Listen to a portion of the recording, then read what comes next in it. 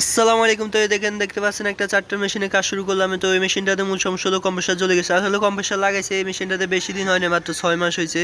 তো এটা জ্বলার মূল কারণ হতে পারে ভোল্টেজ। যাই হোক, যেহেতু ইমার্জেন্সি ভিতরে ল্যাব, অবশ্যই কাজটা দ্রুত শুরু করতে হবে। তো আমরা কাজটা শুরু করলাম, যেহেতু ইভাপোরেটর এবং কন্ডেন্সার অনেক ময়লা, বেশি ময়লা ছিল না কিন্তু কালি ছিল অনেক। তো ওই যে গ্যাস দিয়ে একবারে ভালোভাবে ওয়াশ করে কমপ্লিট করলাম আর কি।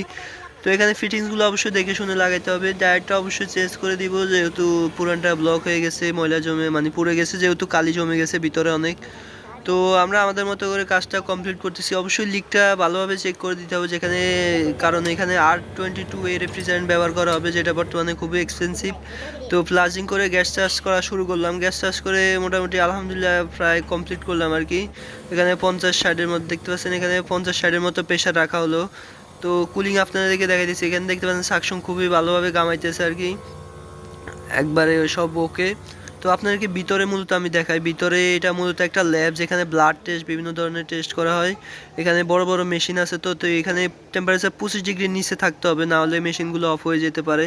তো আমি আপনাদেরকে টেম্পারেচার মিটারটা দেখাই। এখানে দেখতে পাচ্ছেন 20-এ নেমে আসছে। তো আলহামদুলিল্লাহ কাজটা সাকসেসফুলভাবে ওকে করলাম আর কি।